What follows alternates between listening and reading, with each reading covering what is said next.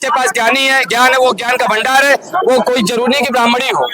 कोई ग्रंथ नहीं है, दूसरे का छीन करके राज करना चाहते हैं। बीजेपी सरकार ब्राह्मणों को अपमान करने पे लग चुकी है। सिर्फ मेरे डिप्टी सीएम है, स्वास्थ्य विभाग के मंत्री हैं, क्या उन्होंने ब्राह्मणों को लेकर दिया? उत्तर प्रदेश में राजनीतिक चर्चा तो लगातार होती रहती, लेकिन इटावा की घटना ने राजनीतिक गलियारों में कहीं ना कहीं माहौल दूसरी तरीके से क्रिएट कर दिया। यादव कथावाचक, यादव वहाँ पर कथा करने जाते हैं, जिस तरीके से वहाँ के ब्राह्मण लोगों से उनको प्रताड़ित किया जाता, मारा जाता, बाल मुड़वा दिए जाते और उनकी चीजें छीन ली जाती और नाक रगड़वाई जाती। उसको लेकर लगातार सोशल मीडिया पर बवाल मचा है। उसी को लेकर हम चर्चा करते हैं कि कहाँ तक ये घटना सही है। क्या नाम क्या है आपका? मेरा नाम दिव्यांशु पांडे, समाजवादी। कैसे देखते हैं ये घटना जो हुई, कैसे? तो इटावा में घटना, ये घोर निंदनीय घटना है। मैं इस घटना का विरोध करता हूँ। माननीय अध्यक्ष जी आंदोलन का आश्वासन दिया कि 3 दिन में अगर ये चीजें नहीं हुई कार्रवाई तो मैं आंदोलन करूंगा। और मैं कहना चाहता हूं कि उन ब्राह्मणों को तत्काल प्रभाव से मुकदमा होना चाहिए, उनको वहां के डीएम को जेल भेजना चाहिए, जो भी वहां के डीएम इटावा के, तो उन चारों ब्राह्मणों पे जो भी चारों किसी भी जांच होनी चाहिए, जांच होनी चाहिए, आधार चेक होना चाहिए, जांच होनी चाहिए, आधार चेक होना चाहिए कि किसके कहने पे वो कार्यक्रम किया गया है। आप ब्राह्मण है, आप ब्राह्मणों को मैं विरोध करूंगा, क्योंकि कहीं लिखा नहीं है कि ब्राह्मण ही करेगा। मैं यादव लोगों के बीच में रहता हूँ। मैं ये समाज को बांटने का काम किया जा रहा है। ये चुनाव आ रहा है, उसको समाज को बांटने, ब्राह्मण को आगे करके चुनाव लड़ा जाएगा, ब्राह्मण का वोट लिया जाएगा और फिर ब्राह्मण को अपमान किया जाएगा। ये बीजेपी की रणनीति है। लेकिन वहीं पर वही ब्राह्मण कह रहे हैं कि वो काम हमारा है, वो सूद रोके कैसे? ऐसा कुछ नहीं, कहीं नहीं। मेरा कहने का मतलब जो ज्ञानी है, मैं कहता हूँ जो एजुकेटेड है वो एजुकेटेड है, जो ज्ञानी है जिससे भी कर सकता है कोई भी प्रोग्राम, कोई भी कथा कह सकता है। कौन? फिर उनको क्यों रोका गया? रोका को उसमें गणित है, बीजेपी की रणनीति है कि 4 लोग को बदनाम किया जाएगा। उसमें जो है 4 ऐसे, वो भी ब्राह्मण ही होंगे कि नहीं होंगे उसकी जांच हो ना। ब्राह्मण ही होंगे, उनको खिलाया पिलाया गया होगा कि जाइए आप ऐसा करिए।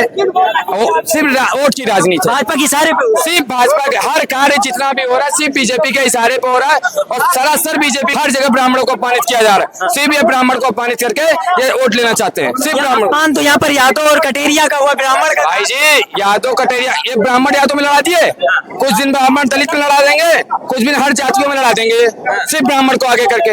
ये क्यों नहीं अपने लोगों को लड़ा रहे हैं? भाई ब्राह्मणों के ये बात कह रहे हैं, मैं विरोध कर रहा हूँ, मैं अखिलेश जी के साथ हूँ, क्योंकि घोर निंदनीय अपराध है। क्यों कथा आप कुछ कहने आएंगे, क्या मेरा अधिकार है रोकने का? मैं कौन हूँ अधिकार रोकने के लिए? भाई यार यादव के कैसे कथा कह सकते हैं? क्यों नहीं कह सकते? किसी की कथा कर रहे थे, कोई अपमान कर रहे थे क्या? भगवान का, किसी भगवान का अपमान कर रहे थे?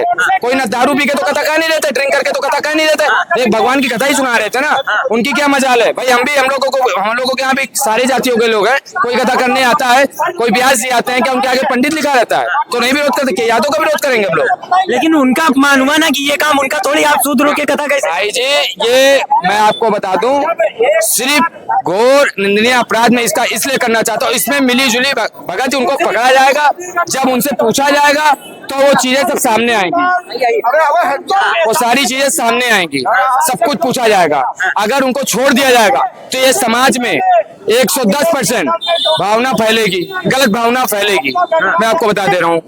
यादव के कहाँ कथा करने चले गए थे? अरे यार कथा तो सब लोग जो ज्ञान है वो सब कुछ कर सकता है, कथा सकता है, ज्ञान ही तो पूजा होता है। ये बताइए जिन्होंने मारा पीटा है उनको ये पता है वाल्मीकि रामायण कौन लिखा है, रामचरितमानस कौन लिखा है? इनका कोई ग्रंथ है?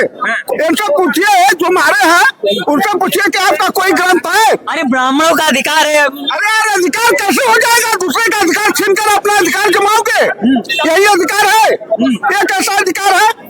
यादव थोड़ी कथा कहेगा, हम गौर होकर कथा कहेंगे, तब ज्ञानी है तो अपने कहेंगे। हम गौर होकर के आदिवासी होकर कथा कहेंगे, ज्ञान मेरे पास है तब कहेंगे। क्यों कहेंगे भैया? ये आपका काम थोड़ी है, उनका काम है। उनका काम नहीं है, उनका काम कथावाचक नहीं है। उनका काम है जो ना एक कटोरा लेकर के घर घर जाने का, वो काम है। कथा वाचने का काम नहीं है उनका। इसका उनका क्या काम है? फिर से बताइए। वही जो ये कर्म कुकर्म किए हैं, उनका काम है घर घर कटोरा लेके जाने का, कथा बांटने का नहीं। महाराज आप सूद रहे हैं, आप यादव है, आपको कथा कहने का अधिकार नहीं है। हम ज्ञानी है, हमें कथा करने का अधिकार है। पूरा अधिकार है। हम पढ़े लिखे हैं, आईआर पीसीआर बनने का अधिकार है। हम पढ़े लिखे हैं, हमको ज्ञान है, हमको कथा करने का अधिकार है। और बोलिए क्यों भैया, कैसे देखते ये घटना हो गई? देखिए ये घटना बहुत निंदनीय है। आज मैं उन कथावाचक भैया से मिल के आया हूँ जो व्यास जी थे, आज मैं उनसे मिल के आया हूँ। बहुत दुखी हैं, बहुत हताश हैं। आज उनके जैसे लग रहा है उनकी जिंदगी खत्म हो गई है, मानो वो एकदम जैसे वो आज कह रहे थे कि हम मरने के कगार पे थे। अगर आदरणीय राष्ट्रपति जी ने उनको अगर नहीं बुलाया होता पार्टी कार्यालय तो हो सकता था कि वो आत्मदाह कर लिए होते। क्या नाम क्या है आपका? हमारा नाम अंकित यादव है। और आप भी यादव है और यादव कथा करने गया इस तरीके से हो गया, ये कितना बड़ा यादव का अपमान है? ये यादवों का तो अपमान है ही है। ये पूरे ओबीसी समाज का है, एसटी समाज का है। ये जनरल के लोग जो क्या चाह रहे हैं, हमेशा ये चाहते हैं कि तनाशाह बना रहे और दबाव बना रहे।